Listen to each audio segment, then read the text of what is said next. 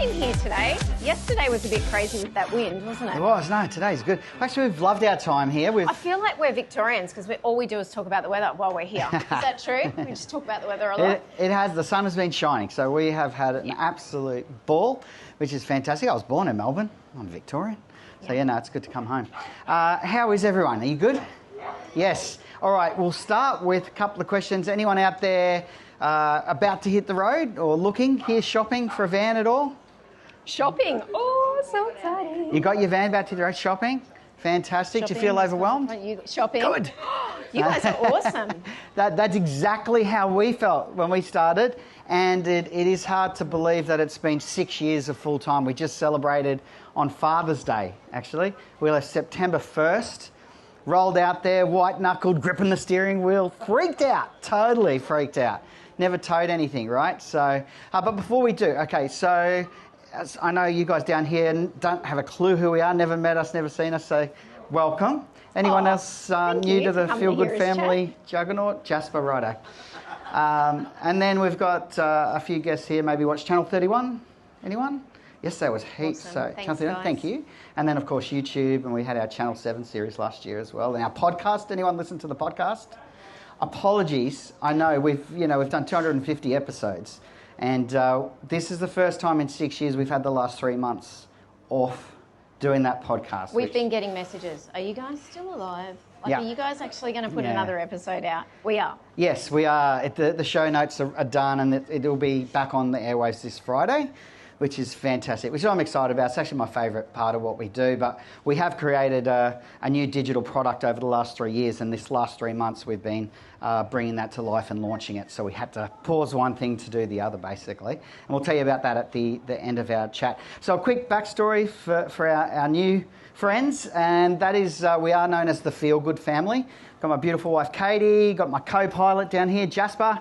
He was 9 yesterday. Unbelievable. Yes.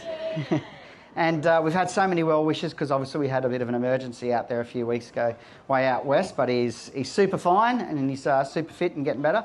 So so thank you for all the well wishes. And okay, I'll just tell you what episode number and you can look at it. No, I'm kidding.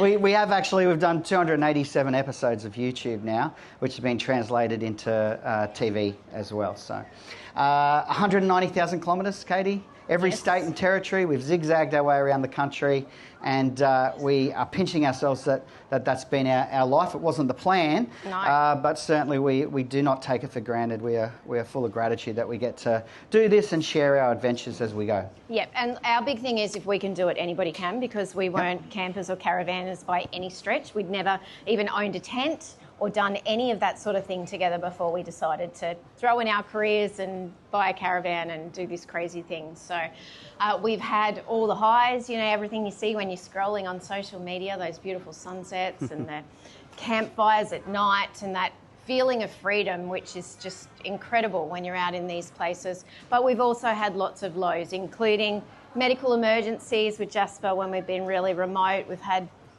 many broken bones. Well, I say we, but Paul's had lots of broken bones. Yeah. We've had 2 tyre blowouts. We've had a vehicle rollover.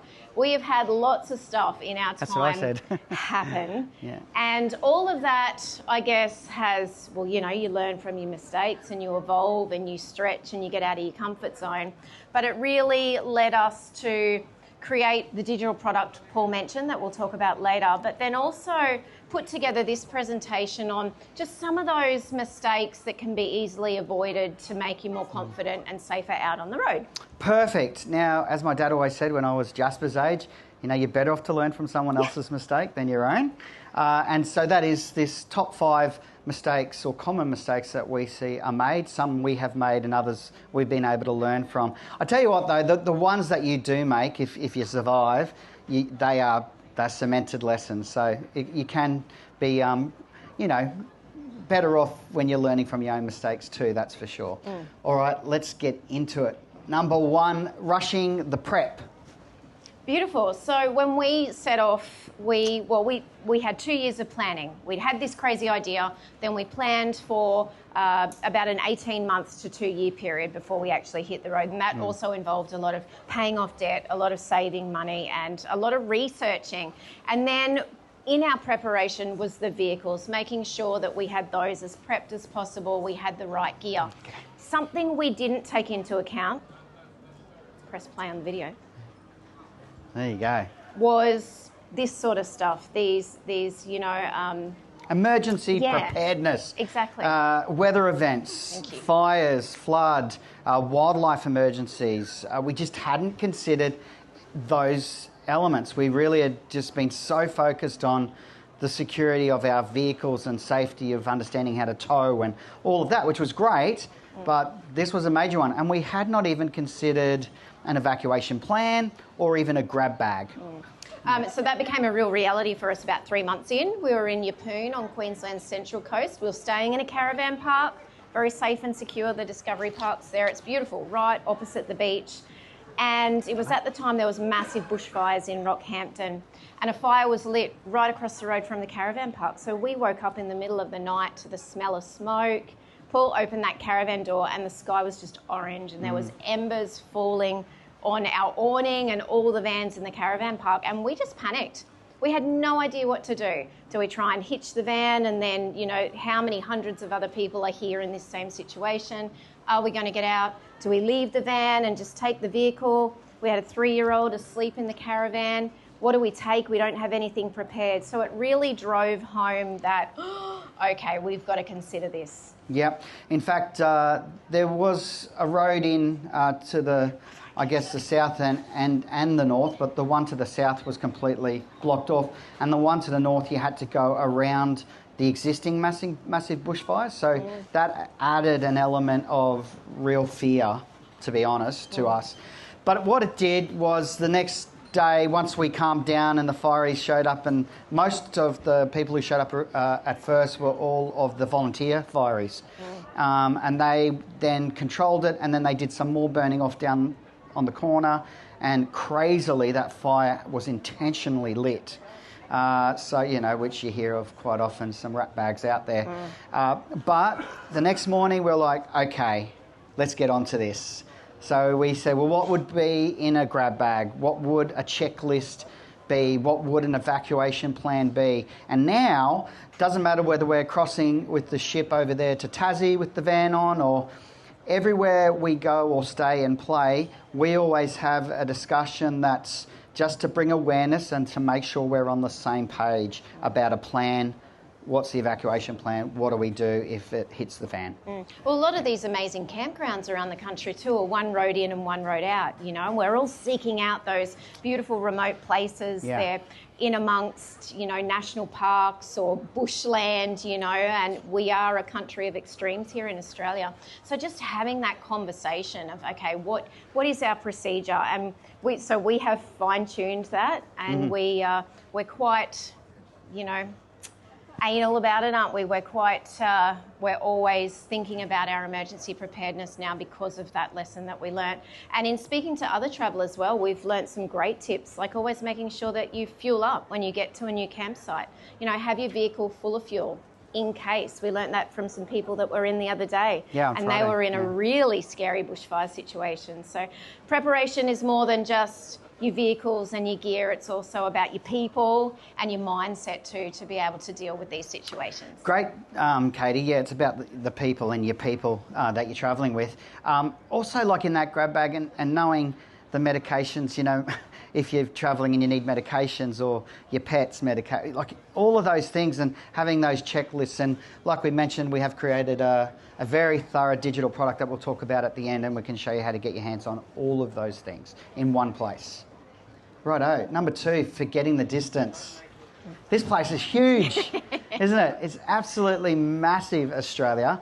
As I mentioned, 190,000 clicks now, and we feel like we barely scratched the surface, And we haven't done a traditional lap. We've done a figure 8, We've zigzagged. Well, we've done like Mr. Squiggle, or if Jasper had a Sharpie on our map, that's what we've done. It hasn't been traditional by any stretch. But there's still masses of this country that we haven't covered. Victoria is a perfect example. Yeah. We've skirted in and out and around the edges and, ducked in when we could with borders closing and reopening, but we haven't spent a whole bunch of time yet. No, we've got a pretty major plan coming out with a pretty thorough itinerary of the entirety of the state, so we can't wait to share that. In fact, I'll put this call out there. If you've got a suggestion for us, then drop us a line to our socials and let us know. If you've got an absolute hidden gem that you think deserves a bit of love or any kind of push or suggestion, we would love to hear from you. Anyone here from the UK? Anyone? I've had quite a lot of people from overseas here the last few days, and amazingly, Australia, as far as being huge, you can fit the UK, the United Kingdom, 32 times into the mass of Australia. And then when you consider that the UK has 3.5 times the population, you can tell that when you're out there, you're probably not going to see someone. In fact, we're on the Plenty Highway and we didn't see another person for a few days. This is 2022. Crazy scenario there. Rolling the vehicle, very scary. Lots of lessons out of that one.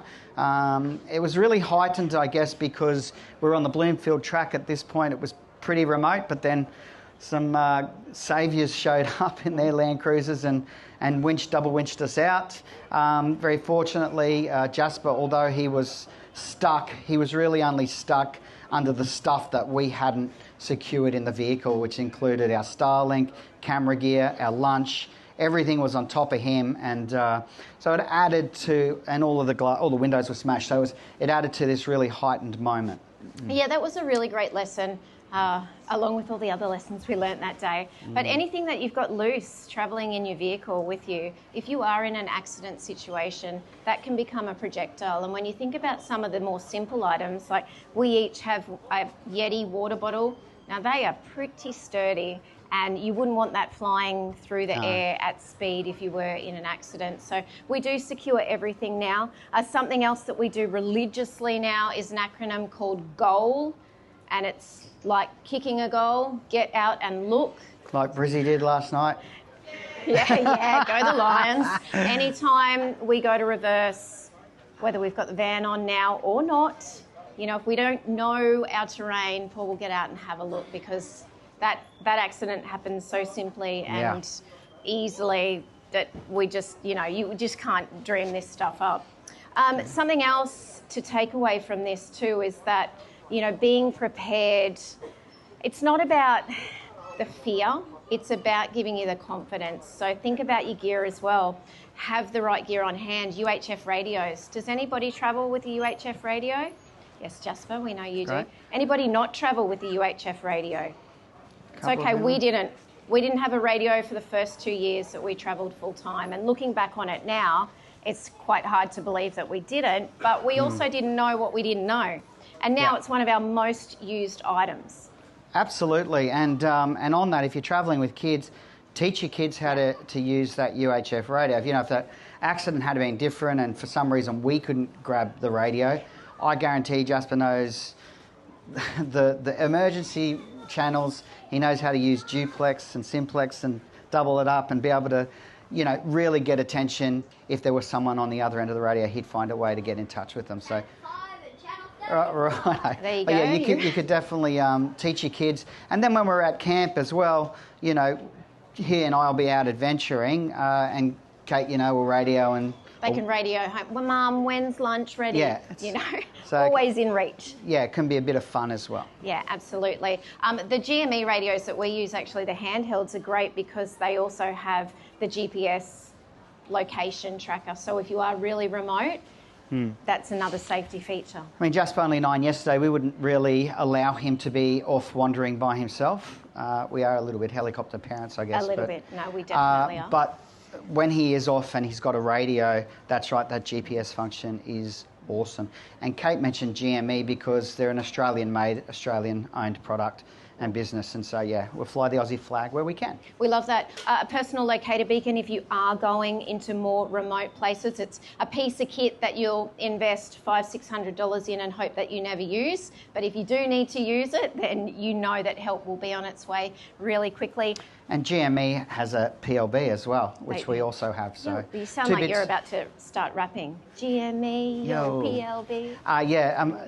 Amazing kit. So yeah, support Aussie and get great kit at the same time. Absolutely. And as Paul mentioned earlier, we do travel with our Starlink, albeit not loose in the back of the vehicle anymore. We've just upgraded to a Starlink Mini, actually, that we've had mounted on the roof of the 300 series. But again, great for what we do as far as working on the road, educating on the road. Jasper loves it because he can stream whatever he wants when he wants. But it's also excellent in emergency situations when you don't have mobile phone reception. This is Lake Eyre, Caddy Thunder National Park, Lake Eyre, as it's known now. And in fact, I don't think you can access this currently. Hopefully that'll change. We'll all rally behind that. But this was an incredible scenario. Jasper said, can we play cricket? And I'm like, yeah, what a great idea. So we went out on the lake and played cricket. And while we were there, I mentioned to these guys, imagine if Glenn McGrath could come out here with the pink balls, and the pink, and it would look like a nice Volvo, having all these pink players out there on Lake Eyre. We drove back in to William Creek Station. Anyone been there, to William Creek Pub? And that a great spot. Such an awesome journey. And the publican goes, hey, top secret, I'm not allowed to tell anyone, as the publican does after a few. And he says, Glenn McGrath is flying in here tomorrow morning. And we're like, what? And sure enough, he did. He showed up in this little plane with his entourage of other travellers and signed Jasper's bat. And we told him to bring Glenn McGrath Foundation out and play on Lake Eyre. So it was amazing. We're in the middle of nowhere and you run into Glenn McGrath. It was a great experience. It is amazing out there in that location. Has anybody been out to Lake Eyre? Jasper, yes, we know you have. It's awesome, isn't it? It is beautiful, and it's actually considered one of the most remote places in the country. And when you get out there, the landscape all looks the same, doesn't it? I mean, it's like a moonscape. It's like, it doesn't look like it belongs on this planet, but it's quite incredible, that feeling of remoteness you get when you are out in those places. It's very humbling to feel that insignificant and also think, man, is anyone ever going to find me if I'm stuck here? The amazing thing about Lake Eyre, and Katie actually bucket list got to fly over Lake Eyre, and is that it's completely white, and you are not allowed to walk past 100 metres from where we were playing cricket there, because what happens is then all of a sudden everywhere you look is white, so it's really disorientating, and that unfortunately is how backpackers have gone missing and perished, or anyone really, but because they've just wandered too far into that white void, and you just would not have a clue which direction you're going. It's actually amazing. Paul, that's a really good point, and sort of on that same track but differently. Another thing to remember is if you are in the middle of nowhere and you do have a breakdown or something happens with your vehicle, not to leave your vehicle. That's a really, really good point. And unfortunately and very sadly, people make that mistake and do perish. But do stay with your vehicle and have the right gear. Have that preparation process in place. There's lots of peas. And, help does come eventually. Awesome. Okay, ignoring the weights. Okay, this guy here is Dave Lewis, who we were interviewing there on Katie's right, and he is the forefather of caravan weighing here in Australia. And his story is quite remarkable. He was travelling around with his wife, and he thought, I wonder how much my vehicles weigh in combination. And he went over a public weigh bridge, and I think he was 400 or 500 kilos overweight. Horrified. He realised on his GCM, his gross combination mass. And so he thought, geez, something's got to be done about this. So then he created Weight Check, and now there's 140 different companies around Australia where you can get your vehicles weighed, and we would highly recommend this. We have now had our different vehicles in combination weighed 4 times, the different setups, and look, at that first couple of years, I knew that we had to get it done, but I felt like we're going to be overweight, so we sort of just buried our head in the sand, to be honest. Yeah, definitely. But something that came out of that first weighing for us, and then every subsequent weighing that we've had since, was the education. And so for that alone, that experience is so valuable because they'll talk through the different compliances, what they mean, but also how they actually physically translate to how your vehicles perform on the road, how safe you are, how compliant you are, obviously how legal you are. But then they'll also give you the tips and information on what you can do to fix a problem you may not know you even had, or move weight around. Yeah, absolutely. This is just last week, so this is coming up in a few weeks on our show. It's a towing performance centre run and owned by Cruisemaster. We don't work with Cruisemaster, but we went there to actually get our 1,000-kilometre service done on our Cruisemaster suspension on our van. And then they said, hey, did you know that we have this towing centre that also does weight check?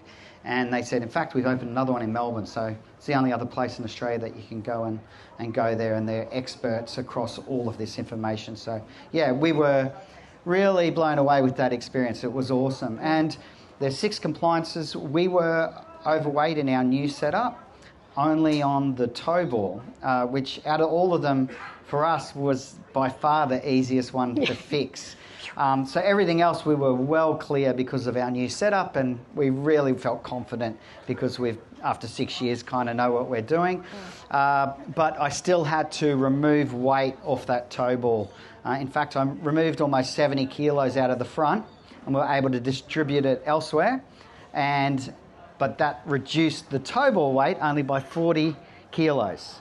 Okay, so we're 3.6 tonne, that van, fully loaded up with full water, full diesel, full life. I mean, we live in our van. So that was remarkable to see. And in fact, we did a test. We got the 20-litre jerry can, which is right over the tow ball, and we took it out, and it reduced the tow ball weight only by 14 kilos, even though it was 22 kilos, right?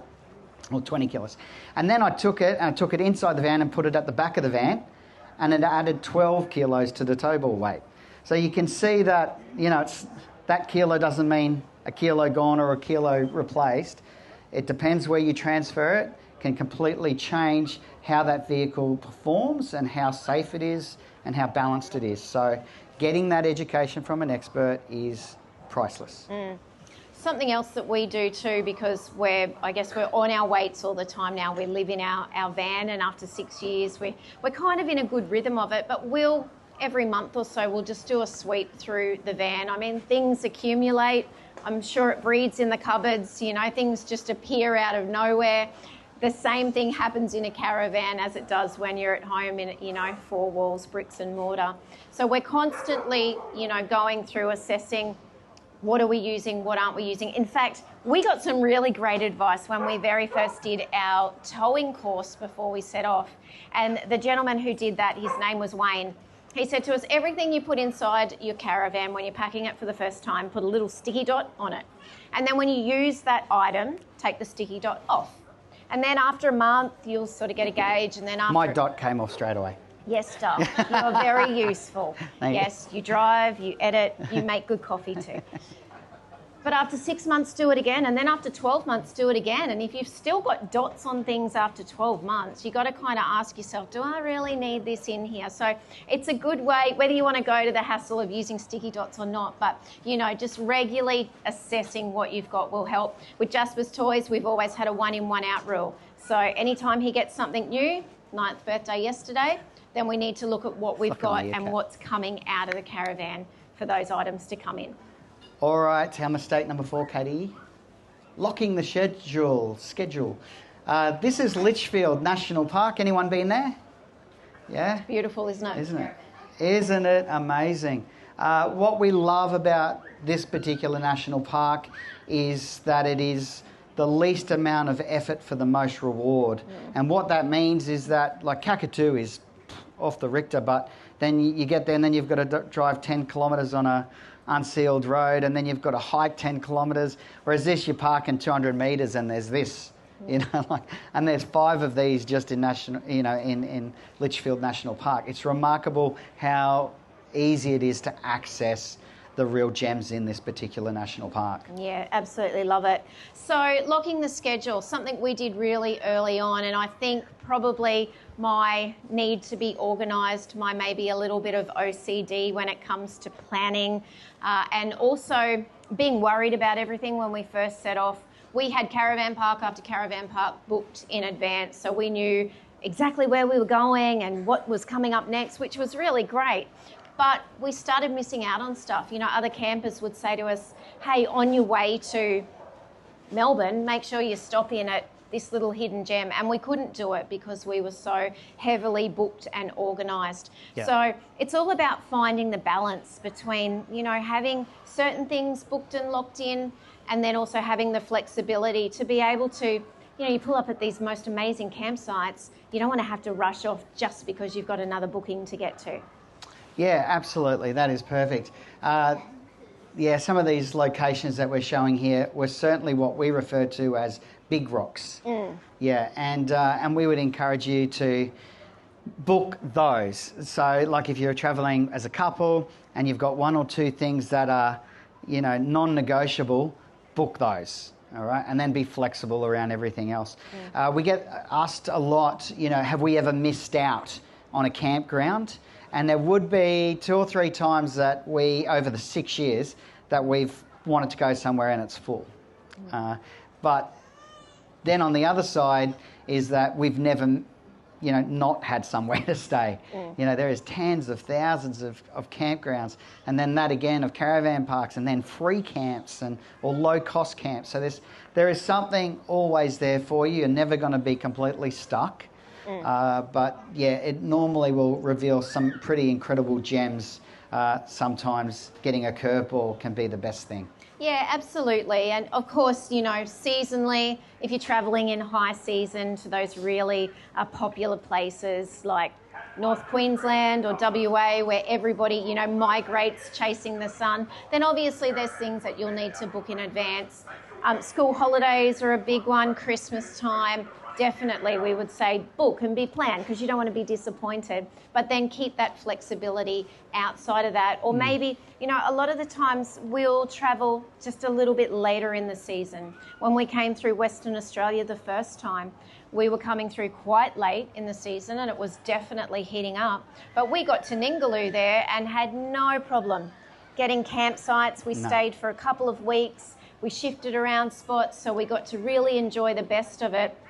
And it wasn't super busy, which was really lovely as well. Yeah, it was amazing, in fact. The only thing about travelling late in the season up in the top end is that Carragini was closed, Bungles were closed because, you know, it was 9 a.m. and it was already 38 degrees. So once it hits that sort of temperature, they tend to close for the protection of people, and so they don't have to recover dehydrated travellers in the middle of these remote places, to be honest. Yeah, absolutely. So yeah, find the flexibility if you can. Oh, look. A lot of this is Jasper's first snorkelling lesson. This is Ningaloo here. Probably the biggest gift for us as a family has been really being present for all of Jasper's first, because we're always together.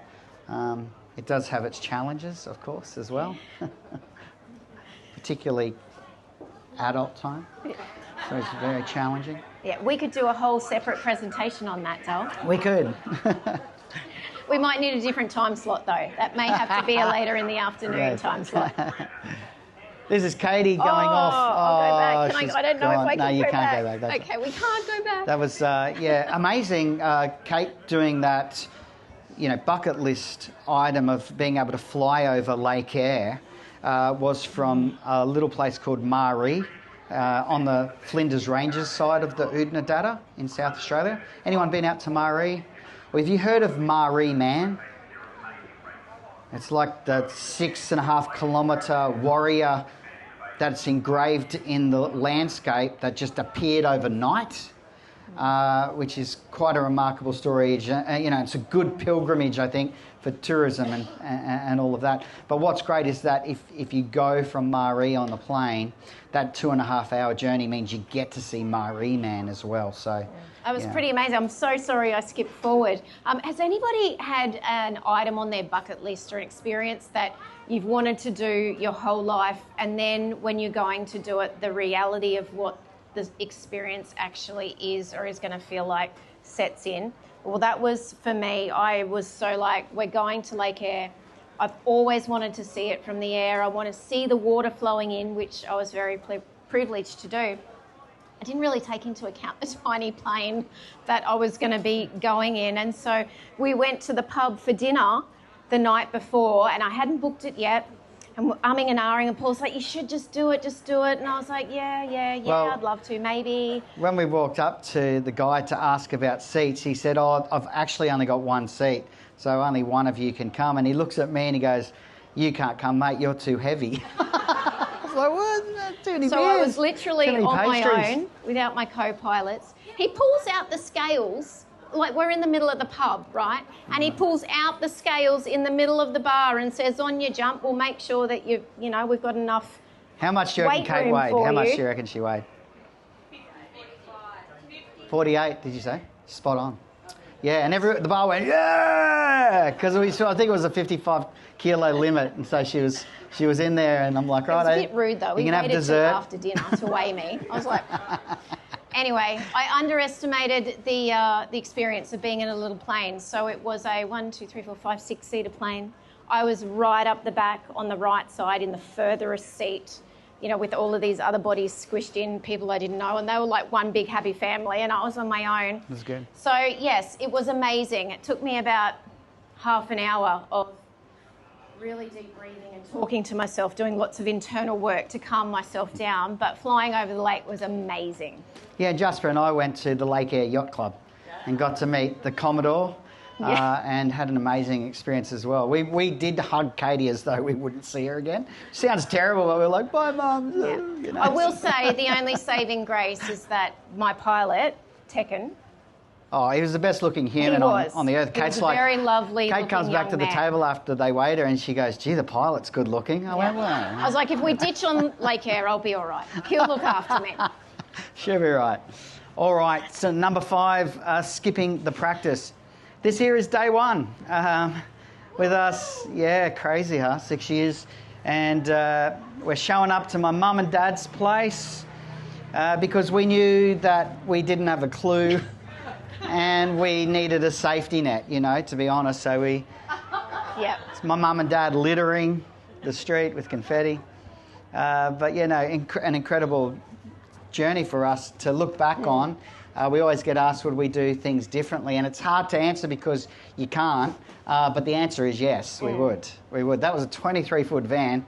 We got one kid and all this storage space, so we just filled it with stuff, Now, we would say less is more, Yeah, that's right. Well, that was a 3-bunk van too, that one. So look at that, first time reversing, nailed it. That's actually, that's take 6. I didn't show all the other ones. It's like half an hour later. Anyway. You did good, Dad. So the reason we pulled into Paul's mum and dad's driveway was because we didn't know what we were doing, and we felt like we needed a couple of weeks to get to know the van. So we lived in our van in their driveway. We unplugged from power. We figured out how to use the power system, how much battery, how much solar we were getting in. We worked out how much water we were consuming because, if you haven't done this before, you don't know. And we've got loads of friends and even certain family members who, have said to us, gosh, we picked up our van for our first trip and we had the kids and you shove them in the shower at night time and you're busy cooking and then the next minute the tank is empty because they've burned through 80 litres of water and, so we did all of this preparation in the safety of Paul's mum and dad's driveway. Just down the road was a Bunnings, a BCF, you say a BWS. Yep, there were many trips to all of those to pick up things that we needed. I think that's it. So you've got those main areas that you'll want to look to and understand your consumption rate, particularly if you're travelling with teenagers or kids. And that would be your power and the system and how it works, including your fuels and your gas, and then your waste and whether you need to carry a second cassette, like many of our friends that travel with teenagers do. They carry a second cassette. We have a composting toilet now and we wouldn't go back. It's amazing how that's changed our off-grid ability. The water is huge, and then your food and beverage. So they're the kind of areas that you really need to be considering before you head, west of the coast anyway. Yeah, absolutely. And if you are wanting to do that real off-grid, more remote style of camping, then just taking your time to really make sure that you know how things work, ironing out any bugs, because things happen. It doesn't matter, what what vehicle you're travelling in. There's always going to be something that you need to pick up, or don't go and do your shakedown trip out into the middle of the desert, you know. No. Maybe do it somewhere a little bit closer to home.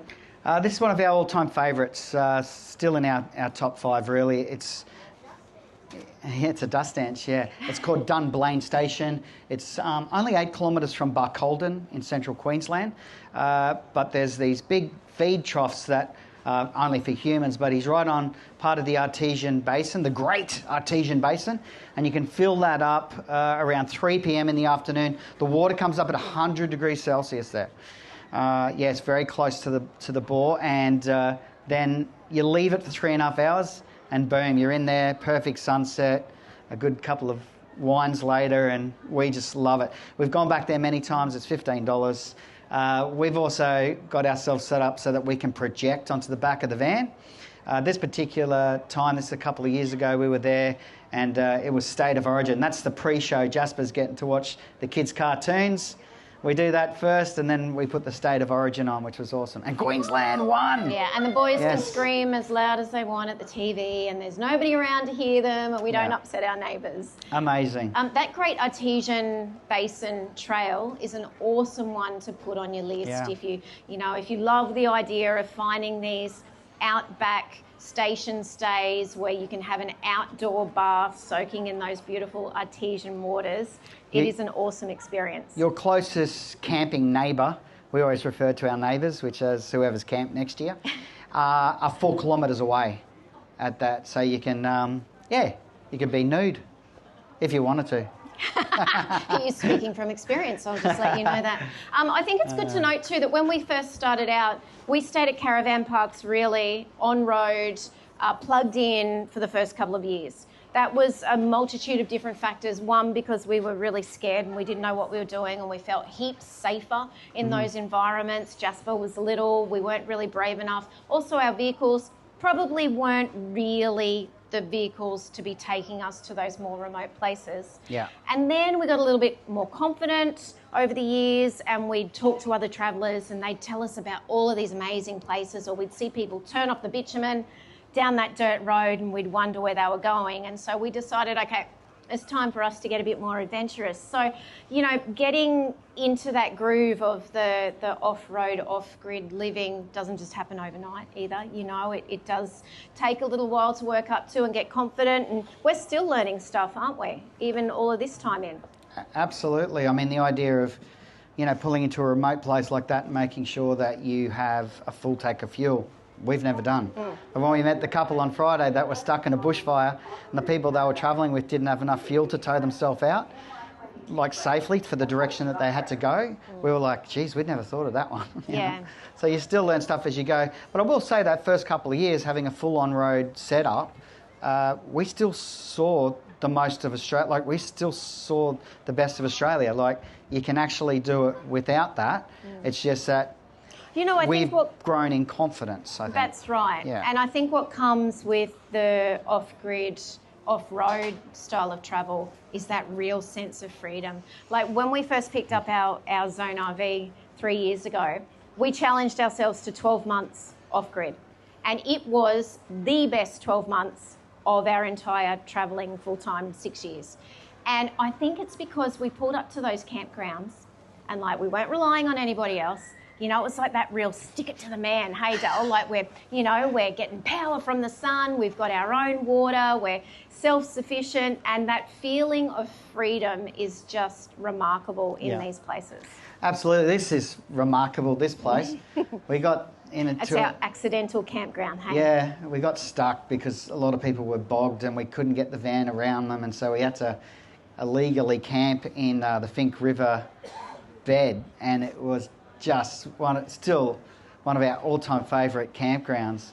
We actually weren't illegal because what we did, we were outside of the national park. We were right out, so just on the border, So the ranger said, you can't camp here because we'll have to fine you. See that line? So, just be on the other side. Just that invisible line, just go over there, which is what we did. So mental. We're in the middle of nowhere, right? You gotta respect the rules, I guess. Sometimes. And so that's what we did, and we had the best night. We were with our friends, but the only people there in the middle of Australia, literally. Okay, so practical takeaways from, I guess, those lessons that we've just spoken about. The first one is rig ready, and really taking the time to make sure that your vehicles are prepped for your style of travel, you've got the right gear. And when we talk about gear, we're not talking about, going out and buying all the, holy dooly, like we did, didn't we? We've spent so much money on different bits of gear, or we've had gear envy from our camping neighbours, and we've thought, God, we've got to go and get that because that looks awesome, and we've maybe used it once. We're talking about, make sure you've got your UHF radios. If you are going remote, get a PLB. Make sure you've got the safety equipment and the stuff that is really going to get you out of a sticky situation if you find yourself in one. All right, let's move on, Paulie. Plan ready. So again, just finding that flexibility is a really great place to land in if you can, but then also always having in the back of your mind that plan B, because things don't always go to plan, and we have been through plan A, B, C, D, haven't we? And we've been in circumstances where we would have, if we were betting people, we would have sworn that plan A was never going to falter, and then thank you guys, and then we're down the plans because there's road closures or there's a weather event you weren't expecting. So have your plan ready, have your emergency plan ready, your evacuation plan, have that communication with your travelling partner. Just be on the same page about if something happens, what do we do? Who's doing what? What are our roles in this scenario? It's all about keeping the stress down too, isn't it, Paulie? Oh, absolutely, yeah. And that's it. I think the situations generally, if they're, an emergency or a recovery, are heightened. And so, having the right gear or a plan is integral to you staying calm and getting out okay. Awesome. And then lastly, mind ready. And I think this one is probably the most important, because you can have the most prepped vehicles and you can have the most prepped schedule and the plan of where you're going and what you're doing. But if your mind's not ready, if you don't have that education, that confidence, that resilience to be able to deal with situations that happen on the road, then it doesn't really matter about your vehicles and your plan. Absolutely. We're now going to talk about RV first aid. This is a brand new product. In fact, it's 3 years in the making, but with 6 years of knowledge base behind it. Katie and I, a few years ago, were speaking at the Queensland Caravanning Super Show in Brizzy, and we were just chatting to the audience, and I said, what's missing from this industry is a digital, at your fingertips knowledge hub where you can just tap on and go, I need to be a master at sand driving, I need to self-recover, I need to know how to use max tracks. I've got a snake bite situation, I need to know how to deal with that. And so we went, that's what's needed. We're going to probably see what we can do about working on that. This guy comes up to us at the end, here, Anthony, Mr. First Aid, we call him, and says, mate, I train, the police force, the Air Force, the Rangers in Bamaga. I train the trainers. I'm your guy. And so we did. We spent a lot of time filming complete first aid competency with Anthony, relevant to travelling and touring Australia. And he is also a full-time caravaner with his wife, Loretta. And then we went, well, hang on. What about travelling with pets? What about travelling with kids?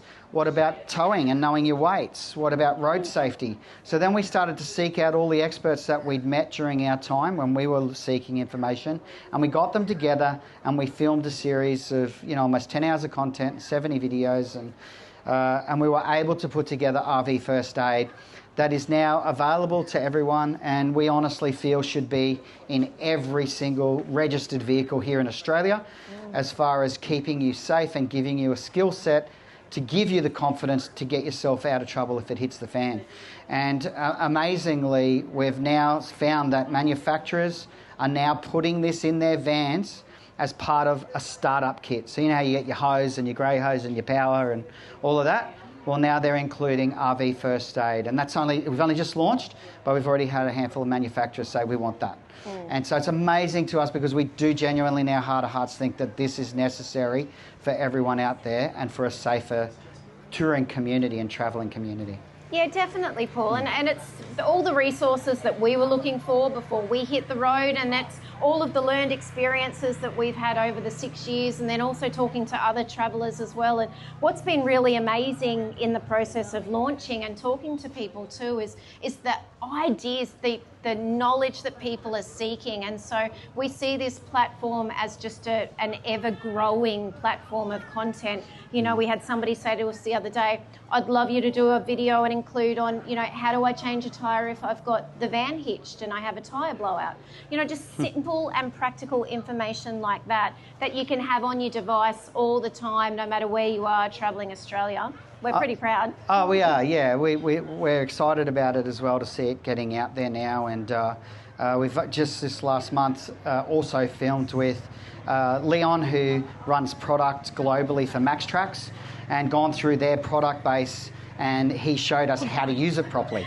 And so those videos are being added as well in the next month. So, yeah, an amazing group of people that are willing to share their knowledge. And yeah, there's our feel-good code, as you would know it, for this show and for the next couple of weeks. And for those of you out there who feel that you want to add value to your travel and your knowledge. Yeah. Thank you, everyone. We've got a couple more questions, but we've been given the wind-up over here, so we might just move over to the side. Is that okay? And yeah, come and see us. But thank you so much, ladies and gents. We've really loved being here. Thank you, guys. Thanks for having us. Safe travels. Thank you.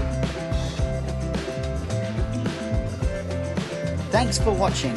Please do like, subscribe and share our channel.